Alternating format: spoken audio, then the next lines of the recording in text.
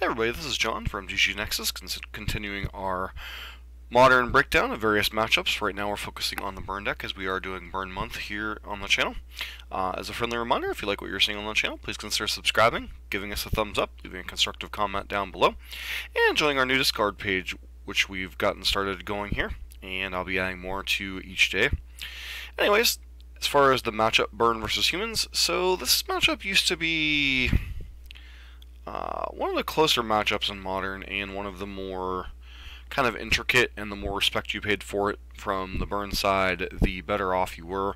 Things like Lavamancer, Searing Bloods, Path to Exiles kind of helped to dominate the matchup if you were the burn deck and you really wanted to beat the humans deck as long as you drew lands and spells.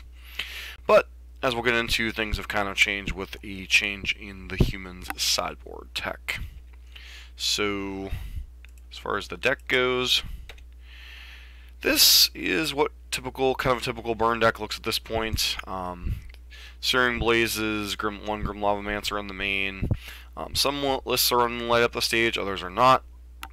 This is more a concession to the kind of controlling matchups. Path to Exiles and Skull Cracks as well as Searing Bloods tend to be key sideboard cards. A lot of it depends on what the burn player is trying to beat, and a lot of it depends on what the humans player is trying to beat. So, for instance, humans deck, 3 Thalia, Guardian of Threebin, 4 Aether Vial, basically the 12-1 drops, your Kitesail Freebooter Meddling Mage package, your Deputy of Detentions, Reflector Mages to disrupt creatures, and such. Kind of a deck that's kind of, was one of the top decks in Modern, and then it kind of waned for a while. Now it's kind of found its way back. A deck that's very fluid. Most of its heat, obviously, is permanent based. So it's basically Aether Vial and a pile of lands and creatures. Some hate cards on the sideboard, things like Damping Sphere and such for particular matchups. Dismember to be able to kill Thing in the Ice. But the card that's pretty key in the burn matchup is Auriok Champion, and cards like Sin Collector. We'll get into that when we discuss further the matchup. Just want to give an example of what the decks look like right now. Key burn cards, 1-drops, and Searing Effects are the biggest cards in Game 1. The burn deck is not going to be able to race the humans deck, for the most part, spells to creatures.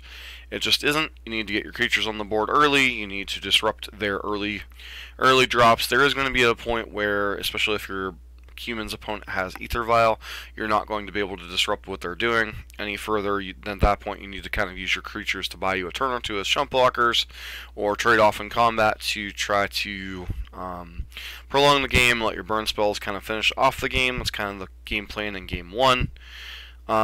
Game 2 and 3, the key sideboard cards are anything that disrupts creature combat. Things like Ensnaring Bridge, things like Path to Exile, Searing Blood, and to a lesser extent Skull Crack, because of a card interaction we'll get into later when we're talking about the humans plan.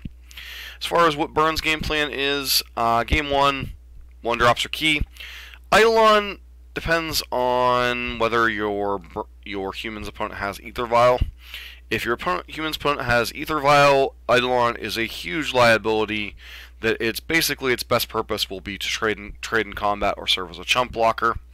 You need to control the board as long as possible. Once you get to the point where you can no longer control the board, you need to switch to burning their face.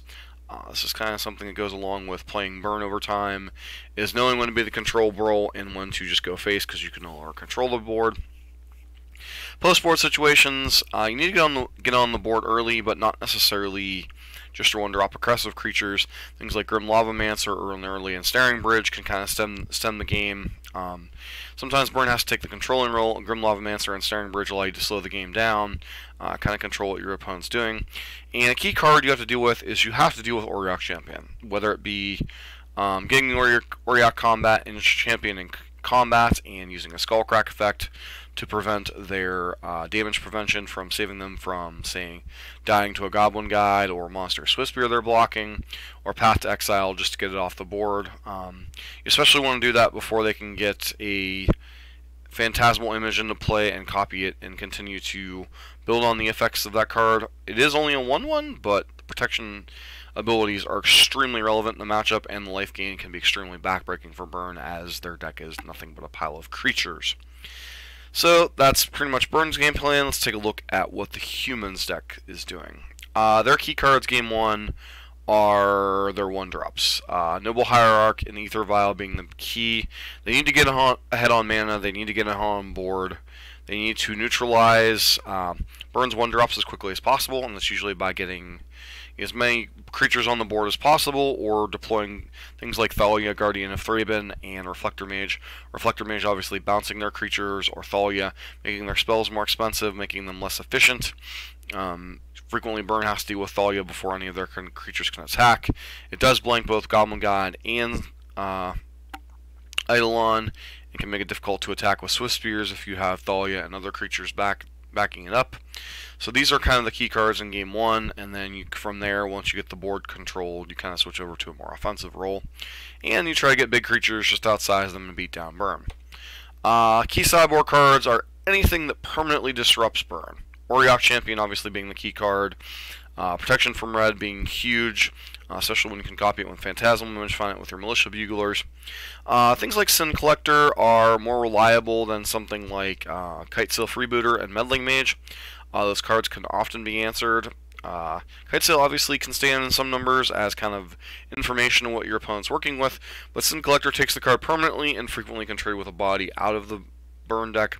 So any cards like that disrupt your opponent, if you leave in Kitesail Freebooters, if you leave in Meddling Mages, those kind of things. But Auriok Champion plus Phantasmal Images, copying Auriok Champion are kind of like game plan number 1 outside of outsizing the Burn creatures and getting them dead. So Humans game plan game 1, 1-drops are the key on both sides. Ether Vial and Noble Hierarch get ahead on mana. If your opponent can't deal with Noble Hierarch, you can go 1-drop, 3-drop, and get ahead of Burn in terms of power on the board.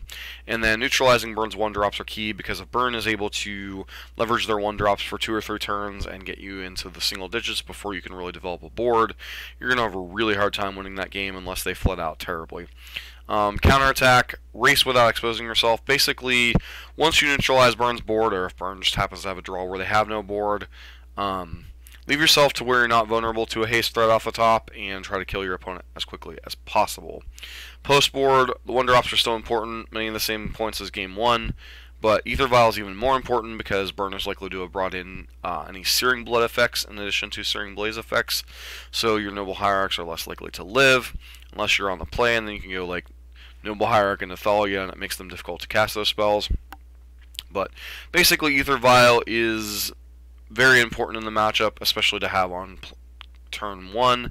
Anything beyond that, deploy it at your, any spot you have on the curve. Any type of disruption, Auriok Champion obviously being the key card, but anything, Sin Collectors, Knight of Autumns, anything that disrupts your opponent, what your opponent's doing spell-wise or gains you life, those are the kind of cards you want to be bringing in, you want to be duplicating. Even more copies of Reflector Mage to make their creatures less effective. One of the key cards I didn't really kind of mention, because it really sees play in the main deck, and I did kind of mention it in the Burn breakdown, was any permanent answer or semi-permanent answer you have to Grim Lavamancer. Obviously, if you're able to establish the Auriok Champion, multiple copies of that in play, Lavamancer is important, but it can't kill your guys. You need to grow your guys outside of 2 damage range, 3 damage range. Your Thalia's lieutenants, your champion of the parishes, etc. Because Grim Lavamancer can single-handedly clean house. As a Burn player, it was the card that really swung the matchup in my favor if my opponent didn't have a Reflector Mage. And now, obviously, they have Deputy Detention as well, but Burn spells can kill that. But getting Grim Lavamancer off the board with your Reflector Mage is extremely important, or getting your creatures up to 3 toughness so it just can't gun it down and your opponent actually has to use spells.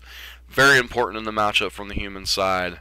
So anything that can disrupt Grim Lavamancer if they have it, anything that can gain you life, and anything that can take a card out of their hand permanently, like Sin Collector, very important in the matchup. Overall, the matchup depends on the directions the decks go, specifically Humans deck.